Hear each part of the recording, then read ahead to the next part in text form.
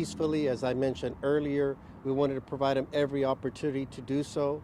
Want to just commend our SWAT team and our negotiators and everyone that was out here for their professionalism, for their commitment, for their dedication, for their restraint. We know that we've had heavy hearts these last 24 hours praying for our fallen, the wounded, our fellow team members that have been injured and our partners with the U.S. Marshals. But despite that, we were focused on getting the job done, and we did that. And also keeping in mind of protecting the community here as well as the community at large, so that hopefully this individual doesn't hurt any other people. Our hope now is that first and foremost, that those that have been injured and wounded, that they make a full recovery. And then secondly, that Green is prosecuted to the fullest extent of the law, and that justice is served. We need to make sure that happens, and so that's our hope that happens. We'll let that side of the criminal justice handle that part. I think we've done our part. Harris County law enforcement, once again, has done tremendous with all our local, state, and federal partners. Again, want to give also a special shout out to HPD SWAT that also joined us for part of the operation out here, and it really was teamwork. They worked seamlessly together. It really was something just out of a movie, seeing how they operated when things came towards the end, and we're able to again get this resolved peacefully and without incident. What were some of the tactics used to apprehend the suspect? We used just a number of things. Again, there was ongoing negotiations going on pretty much from the beginning, trying to just explain that, giving every opportunity to come out peacefully. Green did not do that earlier, and so eventually just having to deploy smoke and other tactics. Eventually they were able to make entry into the home. They had to force entry into the home, and then eventually being able to get them out again without incident. He was in a corner of the house. Upstairs is where he was located, so he was basically cornered within a corner. That's where he was at. He wasn't mobile. There was some debris there, and he claimed he was under it and he couldn't really move. But, again, we don't know why he really didn't want to come out. We haven't found him to be with any type of injury or anything like that, but that's where he was at, in a corner of a house. So, Sheriff, if you could pick one thing, what do you think it ultimately was that made him want to come out? I can't speak for him. I just think that obviously he saw that we were going to be relentless. We weren't going anywhere. We had strong support out here. Perimeter was set, and I think he probably realized that it was kind of the end of the game at that point, and there wasn't going to be anything else to do. And so, again, we're relieved for those that took gunfire today. Was able to talk to one of our deputies that serves on that task force, and pretty scary thing. Thankfully, he was wearing his body armor. It happened really quick. As soon as they stepped in, they were meted by gunfire from Green. What's his status now? Is he going to the jail, hospital? Yes, I think our investigators he'll be transported to Harris County Jail. Are you able to speak on who he was staying with at the time, or whose house it was? He was connected to the house by I don't know if it was a friend of the family or a friend of his. He didn't own the home or anything. I think he had been bouncing around different locations these last 24 hours. Obviously, we've been kind of squeezing in a little bit more and drawing closer and closer. And again, as I said earlier today, I had full confidence that very soon it was just a matter of time, just because I have a lot of faith in the team that works out here every day and dons the uniform, and they proved me right today. I knew it was just a matter of time. As a tradition, was the suspect handcuffed with the handcuffs that belonged to the deputy? Yes, by one of the deputies that was injured. I think one of the ones that was injured today. I think we had those. So, Sheriff, you mentioned that he was bouncing around a little bit. Do you think that after he dropped off the vehicle, he went to some other locations before coming here, or do you think he came here? We believe over the course of the last 24 hours, he moved around. All the specifics, there's been a lot of moving parts.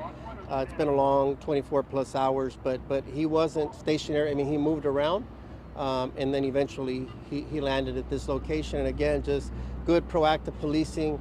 We're able to kind of land at this location as well, and things moved really quickly after that with the shots being fired. And again, we're glad that no one was seriously wounded and that everything ended peacefully. Can you tell us anything about the machine that he was hugging at the end?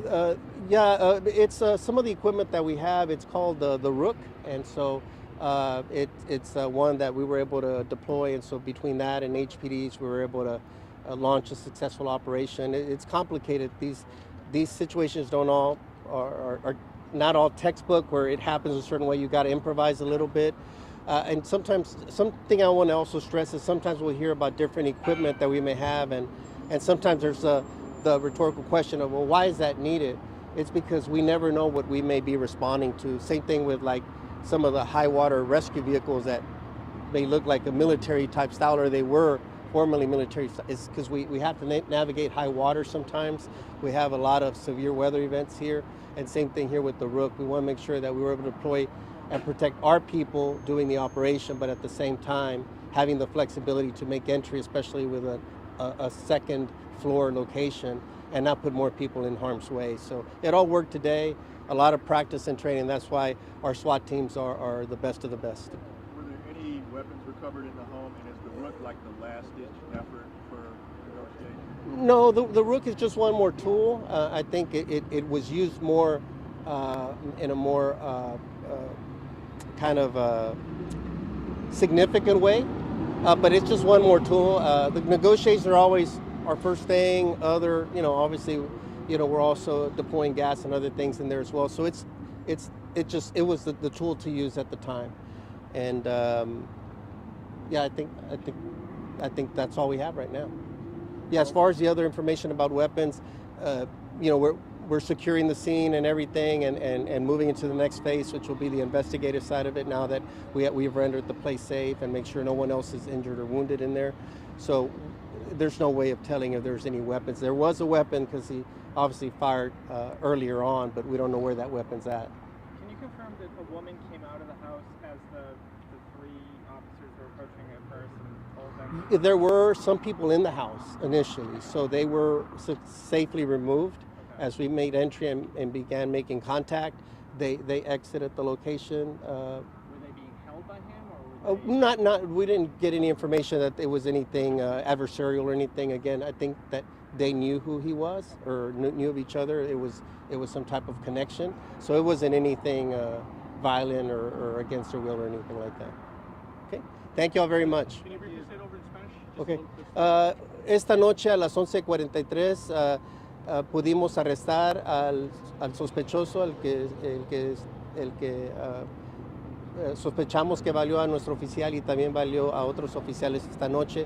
Fue arrestado a las 11:43 sin incidente.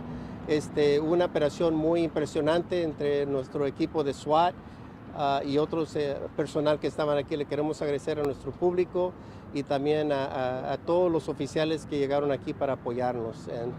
Por eso nos da mucha felicidad saber que todo se resolvió de una manera tranquila y que al fin tuvimos un fin hoy. Ojalá que oiga un juicio derecho si la evidencia apoya eso y que pueda ser castigado hasta lo más fuerte que sea posible para que ya no pueda lastimar más personas. And also want to just thank our public as well for their standing in support of law enforcement and always calling in with tips and information and their prayers for the wounded. And just want to appreciate our community always, and this community as well. We know they were disrupted. We apologize for the disruption, but it's complicated and dangerous work, and we want to make sure that everybody goes home safely. So thank you all very much for being out here as well.